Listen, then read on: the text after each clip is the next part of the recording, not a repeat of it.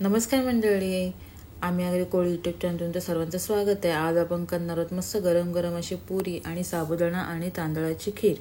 तर त्यासाठी गॅसवर कढई ठेवलेली आहे, त्यामध्ये तूप टाकून घेऊया। तूप गरम झाल्यानंतर त्यामध्ये सुका मेवा आहे तो तळून घेऊया।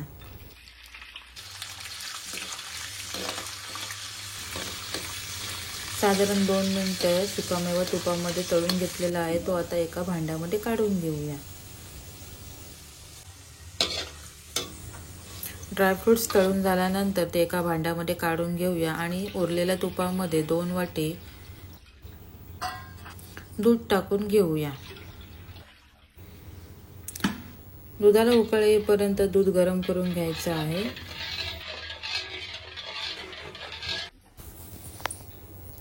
इथे मी साबुदाणा आणि मखाना साधारण 2 ते 3 तास पाण्यामध्ये भिजत ठेवलेला आहे, तो आता या खिरीमध्ये आपण टाकणार आहोत। त्यानंतर इथे मी शिजवलेला भात घेतलेला आहे। भात कोणताही चालेल, इंद्रायणी किंवा बासमती किंवा रेशनचे तांदूळ, तुमच्याकडे जो भात अवेलेबल असेल तो भात तुम्ही घ्यायचा आहे। त्यानंतर जाडसर मिक्सरला ते वाटून घ्यायचं आहे। अशा पद्धतीमध्ये जाडसर भात मिक्सरला लावून झालेला आहे। दुधाला उकळ सुद्धा आलेला आहे। आता या उकळलेल्या दुधामध्ये आपण भिजवलेले साबुदाणा आणि मखाना आहेत ते टाकून घेऊया। त्यानंतर सर्व मिश्रण एकत्र करून साधारण 5 ते 10 मिनिटं ते शिजून द्यायचं आहे।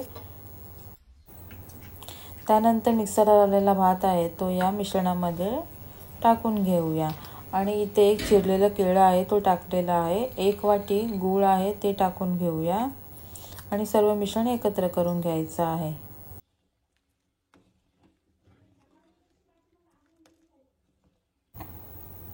सर्व मिश्रण एकत्र करून झाल्यानंतर त्यामध्ये किसलेलं ओलं खोबरं आहे ते टाकून घ्यायचं आहे आणि तळून घेतलेले ड्रायफ्रूट्स आहेत ते या मिश्रणामध्ये टाकून घ्यायचे आहे आणि वेलची पावडर आणि जायफळ पावडर आहे ती टाकून घेऊया। अशा पद्धतीमध्ये खीर तयार करून घ्यायची आहे।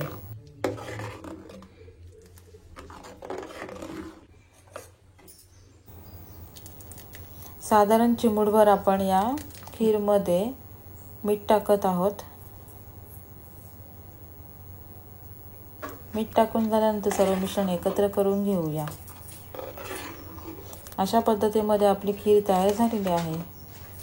त्यावर केशर टाकून घेऊया। एकीकडे गॅसवर कढई ठेवलेली आहे आणि इथे गरमागरम मस्त अशा पुऱ्या तळून घेऊया।